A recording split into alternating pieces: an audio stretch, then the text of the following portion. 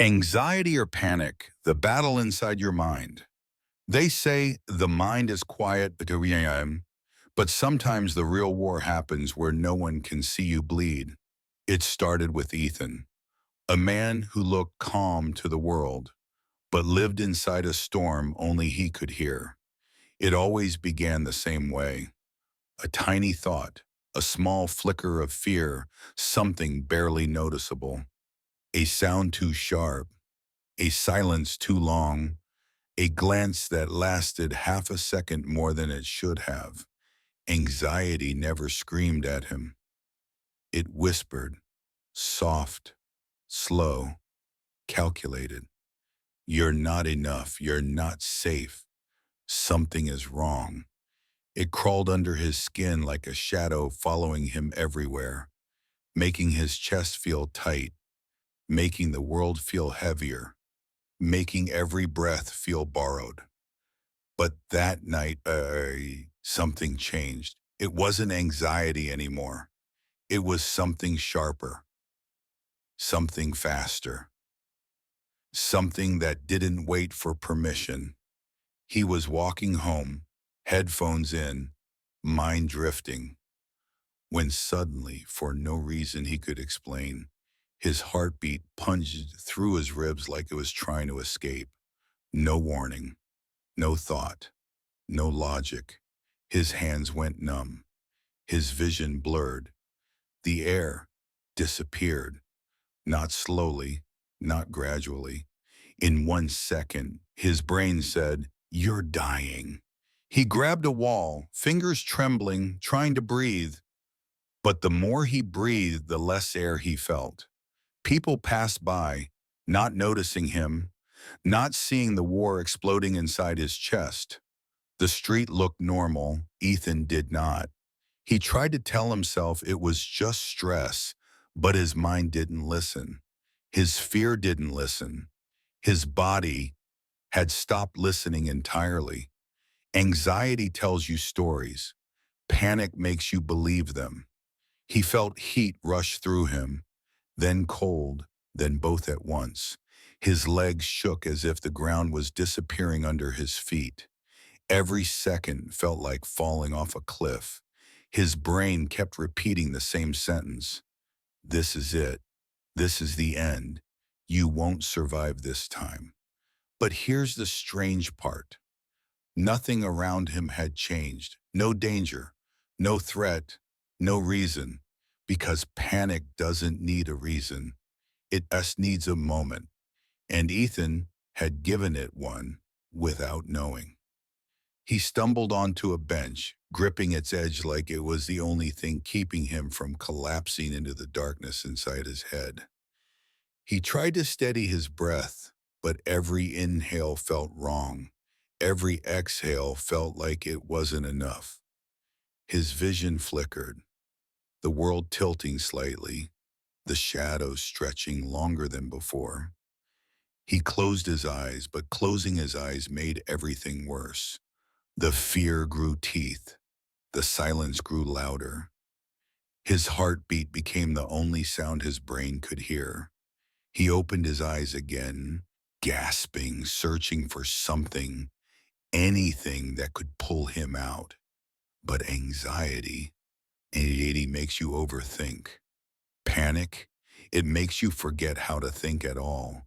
His phone buzzed in his pocket, a message from someone he hadn't spoken to in weeks. Lena, a friend he once trusted, a friend who once understood his silence better than anyone. Her message was short, a single line. "Are you okay?" I felt like something was wrong. He stared at the screen, shaking, confused. How could she know? Why would she text him now, in this exact moment, as if she had heard the panic tearing him apart from miles away? He wanted to respond, but his fingers wouldn't move. His breathing still wasn't right. His thoughts felt like broken mirrors, sharp, scattered, impossible to gather. The streetlight above him flickered. Once, twice, and Ethan felt a new wave rising inside him. Not fear, not panic, something deeper, something older, something that didn't feel like his own mind. He pressed his palm to his chest, trying to ground himself, but the feeling only grew stronger. It wasn't just a panic attack. It was something else, something his mind was trying to warn him about, but his body didn't understand. He looked around. The world seemed normal. But for the first time, it didn't feel normal. There was a presence, not a person, not a noise, but a pressure, like someone was standing behind him, even though no one was, like something was watching him, even though the street was empty. He swallowed hard, trying to steady himself, but the air tasted different, metallic, cold, unnatural. His hands shook again. His heartbeat climbed higher, and then a shadow moved in the corner of his vision. Slow, silent, careful. He turned his head sharply, but nothing was there. Or maybe whatever it was had moved before he could see it.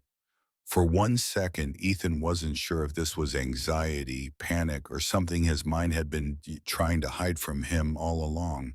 The line between fear and reality was starting to blur, and he didn't know which side he was standing on anymore. He checked his phone again. Another message from Lena. Ethan, don't ignore me. You need to listen. Something's coming. He froze, breath caught in his throat, heart thundering, mind spinning. How did she know? Why did she sound afraid? And what did she mean by coming? His body was shaking now, but for the first time, it wasn't because of panic. It was because her message felt real, too real. The same shadow flickered again. Closer this time. Ethan's breath hitched, his pulse jumped, his thoughts stopped.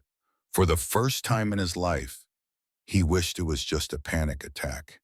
And then, she thought the worst was behind her. But the mind never ends a war just because you're tired of fighting it. Her hands were still shaking from last night. She tried to call it stress, tried to pretend the tightness in her chest was normal. But deep inside, she knew the truth. Her mind wasn't just whispering anymore. It was screaming. The hallway felt longer today. Lights too bright, footsteps too loud, voices echoing in a way they weren't supposed to. That's how panic tricks you. It doesn't show up like a monster. It shows up like a thought, then a second thought, then a storm you can't outrun. She sat down, gripping her sleeves, trying to remember the difference. Anxiety creeps in slowly, painting every moment with worry. Panic crashes in suddenly and steals the air from your lungs. Today, she felt both. Someone asked if she was okay. She nodded, because people don't understand. An anxious mind doesn't need noise. It just needs one trigger, one memory, one heartbeat out of rhythm. Her vision blurred, her ears rang, her chest tightened like a fist was wrapped around it. This wasn't anxiety anymore. This was the wave she feared most. She tried to stand. The world tilted. The wall felt cold against her back as she slid down, breathing in short, sharp gasps. She wanted to scream, but her voice felt locked behind her ribs. Panic tells you you're dying. Even when you aren't, it lies, but it lies with confidence. Then something strange happened. In that moment of collapse, when she thought her mind had defeated her completely, a single memory rose from the chaos. The words someone once told her when she was too young to understand their meaning. You're not losing control. You're trying to take it back. Her breathing stuttered. She repeated the words again, slowly, not as a command, but as an anchor. She pressed one hand to her chest, feeling the rhythm that once terrified her, now guiding her back. The world began returning piece by piece. The blur turned into shape. The ringing softened. The air found its way back inside her lungs. She didn't win, but she didn't lose either. And sometimes that's enough. When she finally stood, she didn't feel strong. She felt real, human, aware of the war happening inside her mind, and aware that she had survived another round. But this time something was different. She wasn't afraid of the next attack, not because it wouldn't hurt, but because she finally understood the truth. Panic is loud, anxiety is persistent, but the mind is trainable. She walked away, breathing slowly, each step steadier than the last. She didn't escape the storm. She learned how to walk through it, and that was the ending she never expected. The moment she realized that survival isn't the absence of fear, it's the refusal to obey it.